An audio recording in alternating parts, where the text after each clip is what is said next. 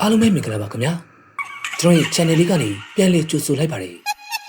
ကျွန်တော်နေ့တက်ဆက်ပေးမှာကတော့ပဲခူးမြို့က6ချားဖွေရအိမ်စင်းကြီးအကြောင်းပဲဖြစ်ပါတယ်ခင်ဗျာ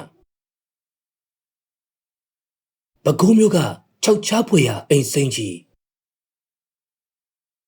ပဲခူးမြို့လို့သိကြတဲ့ရှေးခေါ်ဟန်တာဝရီဟာမြမသမိုင်းမှာအလွန်ရေးပါတယ်မင်းနစ်ပြီးတော့တခုဖြစ်ခဲ့ပါတယ်1825ခုနှစ်မှာမွန်ညီနောင်နှစ်ဦးဖြစ်တဲ့တာမလမင်းနဲ့ဝိမလမင်းတို့ကစတင်တည်ထောင်ခဲ့တာပါပဲခူးမြို့ဟာရွှေမော်တော်စီရီတော်မြတ်ကြီးရွှေတလျောင်းရုပ်ပွားတော်မြတ်ကြီးနဲ့ဘရင်တော်မင်းတရားကြီးရဲ့ကံဘောဇတာရီနန်းတော်ကြီးစတဲ့အထင်ကြီးနေရာများကြောင့်ကဘာလက်ခီးသွားတွေကြားမှာထင်ရှားလူသိများလာပါတယ်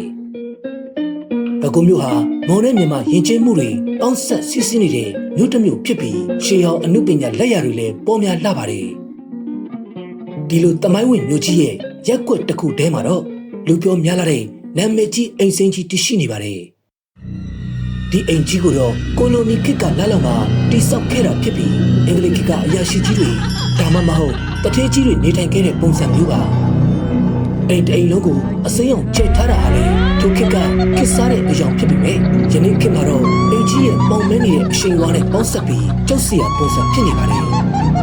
ဒေတာခံတွေကြားထဲမှာတော့ဒီအိမ်ကြီးရဲ့ပိုင်ရှင်တွေဟာတယောက်ပြီးတယောက်ထူးဆန်းစွာနဲ့တည်ဆုံခဲ့ကြတယ်လို့ဆိုကြပါတယ်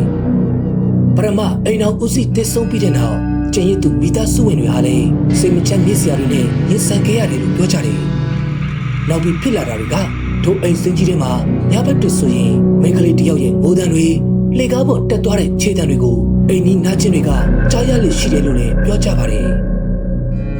နောက်ပြီးဒီအိမ်ကြီးထဲမှာရိုက်ကူးရေးလုပ်ဖို့လာသူတွေရဲ့အတွေ့အကြုံတွေလည်းများစွာရှိပါသေးတယ်ဒီအိမ်စင်းကြီးကရုပ်ရှင်ရိုက်ကူးရေးအတွက်နာမည်ကြီးပေမဲ့ရိုက်ကူးရေးလာလုပ်သူတွေဟာလည်းထူးဆန်းတဲ့အဖြစ်အပျက်တွေနဲ့ကြုံတွေ့ရလို့ရှိတယ်လို့သိရပါတယ်သူတို့ပြောပြချက်အရတော့အိမ်စင်းကြီးထဲမှာရိုက်ကူးရေးလုပ်နေလို့ဝင်းပူးကတ်တာတွေလမ်းလျှောက်တန်ကြားရတာတွေမိခလုံးမဖွင့်မဲမီးလင်းလာတာမျိုးတွေကင်မရာတွေအကြောင်းမဲ့ပြတ်သွားတာမျိုးတွေဖြစ်တတ်တယ်လို့ဆိုကြပါတယ်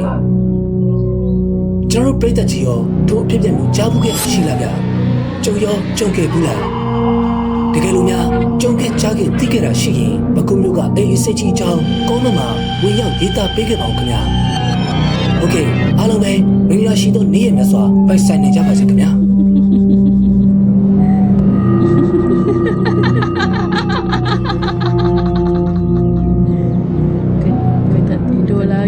Ah!